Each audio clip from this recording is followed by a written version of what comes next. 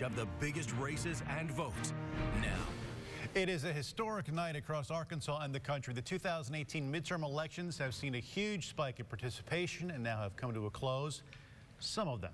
Tonight, we're seeing how you voted. Thanks for joining us tonight at 10. I'm Bob Clausen. And I'm Ashley Ketz. We've got reporters all across the area. We'll get to them in just a moment. First, let's get a look at the numbers.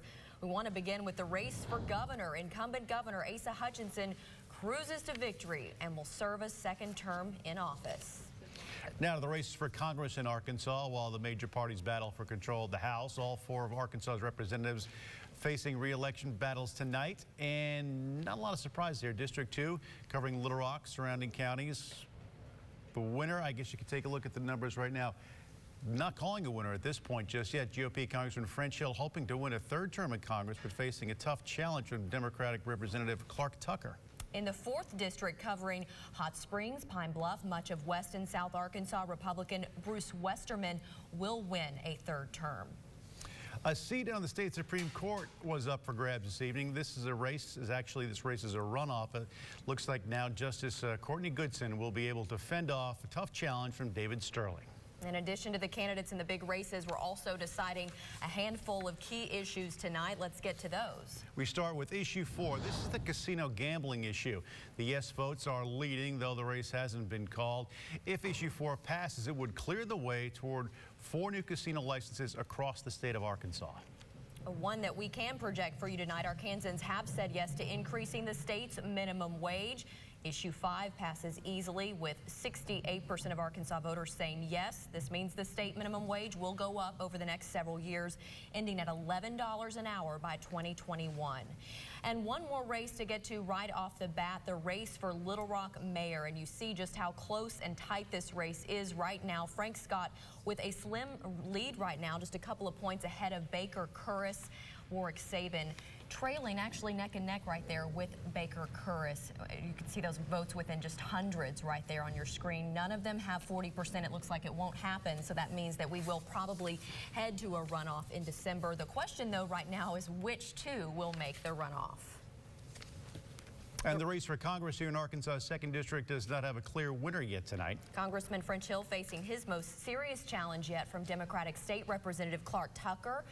And he's starting to pull away now. This race has seen a lot of money spent, as you know, the parties and outside groups, and we've featured some of those negative ads, and we've seen them on TV here in the recent weeks. We still don't know if Hill will be able to claim his third term in the House, but he is pulling away with the lead at this point. Rebecca Jeffrey is live at Congressman Hill's watch party this evening. Hillary Hunt is with KARK Tucker's campaign. Rebecca, let's start with you.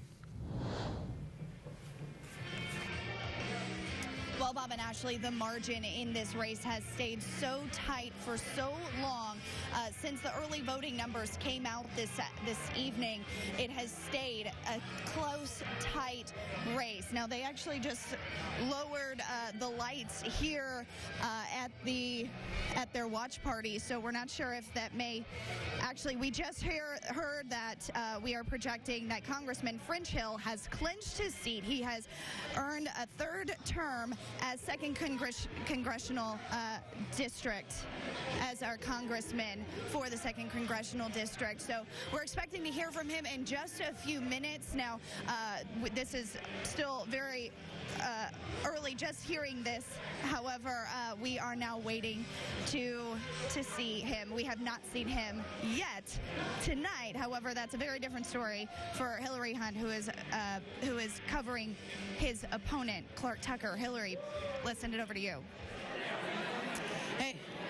Hey, Rebecca. So despite that early projection being called right now, still a lot of energy here. It's been such a tight race. Everyone cheering really loud, especially as the projections of the Democrats taking over the House in Washington, D.C. So a lot of positive energy here from all these Democratic supporters.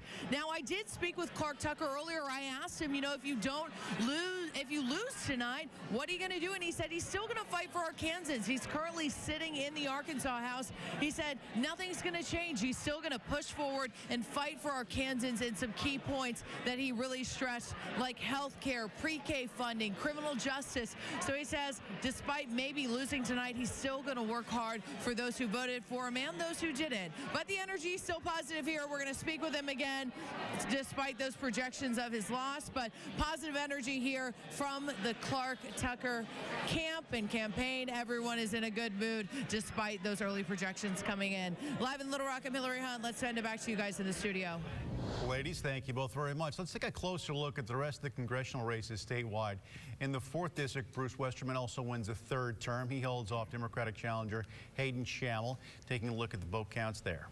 And up in House District 3, covering Northwest Arkansas, parts of the River Valley, Congressman Steve Womack will return to Washington for a 5th term.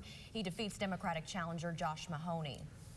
District 1, covering East Arkansas and the Delta, Congressman Rick Crawford also wins a 5th term.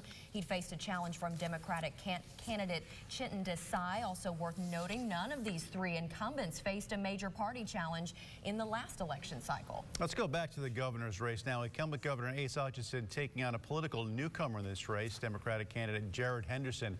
This race clearly not close at all. The governor is now winning his 2nd term, and he called this would be a great vote of confidence by the people of Arkansas. He got their vote, and he got their confidence tonight. And both campaigns, we have them covered for you tonight. Tyler Thomason with Governor Hutchinson, Stephanie Sharp with the Henderson campaign. Tyler, let's start with you in Little Rock. Yeah, guys, good evening. We're coming to you from the Embassy Suites Hotel in West Little Rock. And Governor Asa Hutchinson took the podium a little bit before 8 o'clock tonight, saying that he got a phone call from his Democratic challenger, Jared Henderson, who conceded in the race and was very gracious about the competition that these guys had in this race for governor. Governor Hutchinson also said this is the 2nd time ever in the state of Arkansas a Republican gubernatorial candidate has been reelected for a 2nd 4 years here in the state of Arkansas. Here's a little bit more of what Governor Asa Hutchinson had to say after learning that he would be reelected for another 4 years. I'm very gratified about tonight. This is reaffirming to have the people reelect me, and it's a statement that says we like what we've seen over the last 4 years. We want more of it. But I also laid out a very specific set of goals for the next 4 years, and they're saying we like that direction.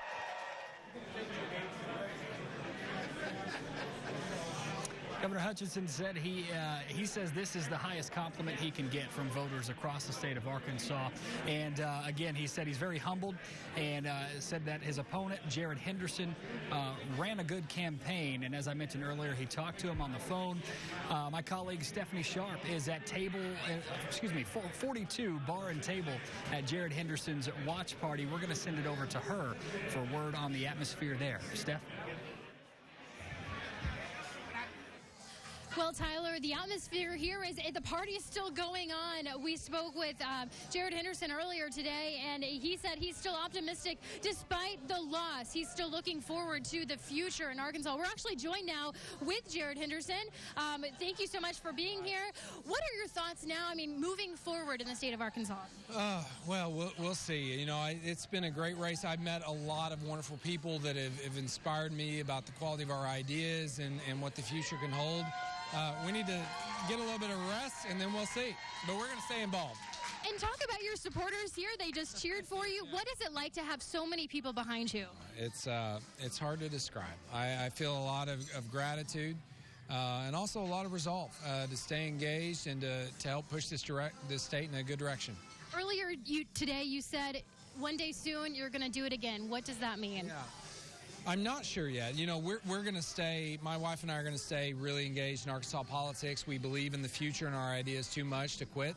I think there's a good chance we'll run for office again in the future, but we need to sleep a little bit before we figure it out. No, absolutely. We understand. Go get some rest. I'm sure you deserve it. It's been a long year on the campaign trail. So a lot going on here at 42 Bar and Table. The party's still going on.